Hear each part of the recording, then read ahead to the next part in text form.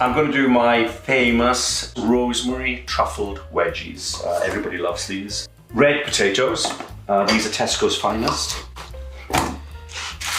So, there you have the potatoes. It's the white truffle oil. It's a little bit more expensive. This is what truffle oil you can get in Waitrose. So sprinkle some of the truffle oil on. Garlic salt. A little bit of pepper on there as well. Rosemary. And then I put just a little bit more of olive oil. And then that's ready to go. Stick that in the oven about 200 degrees for about 40 minutes.